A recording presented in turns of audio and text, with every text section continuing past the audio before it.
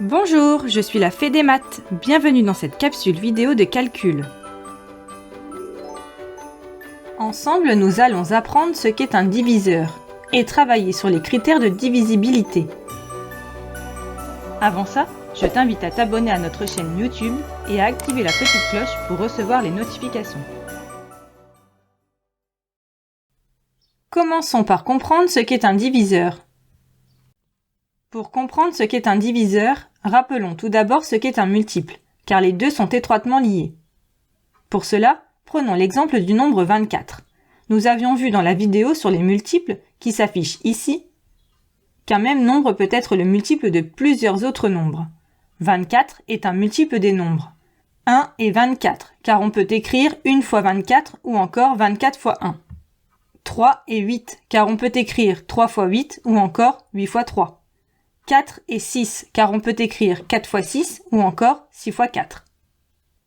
On peut dire que cette liste de nombres, c'est-à-dire 1, 24, 3, 8, 4 et 6, sont les diviseurs du nombre 24, puisqu'ils divisent tous 24 tout pile, sans laisser de reste.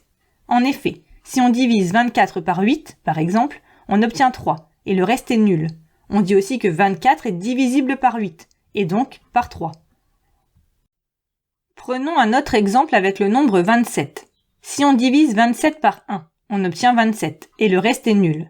27 est donc un multiple de 1 et de 27. On dit qu'il est divisible par 1 et 27. 1 et 27 sont des diviseurs de 27.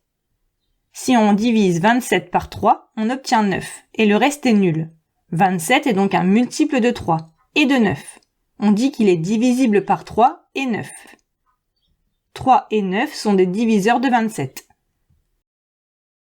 Grâce aux critères de divisibilité, on peut savoir facilement si un nombre est divisible par certains autres nombres. Mais alors, quels sont les critères de divisibilité par 2, 3, 5, 9 ou encore 10 ? Pour savoir si un nombre est divisible par 2, 5 ou encore 10, il faut regarder par quoi il se termine. Un nombre divisible par 2 se termine par 0, 2, 4, 6 ou 8. Un nombre divisible par 5 se termine par 0 ou 5. Un nombre divisible par 10 se termine par 0. Pour savoir si un nombre est divisible par 3 ou par 9, on additionne tous ces chiffres et on regarde la somme. La somme des chiffres d'un nombre divisible par 3 doit être égale à 3, 6 ou 9. La somme des chiffres d'un nombre divisible par 9 doit être égale à 9. Tu peux retrouver ces astuces ainsi que des exemples dans la capsule vidéo sur les multiples. Et voilà, tu sais ce qu'est un diviseur et tu connais les principaux critères de divisibilité. Pour t'entraîner davantage ou approfondir la notion, rendez-vous sur le site passeeducation.fr. Tu y trouveras des fiches d'exercices, des évaluations, la leçon et bien plus encore. À bientôt!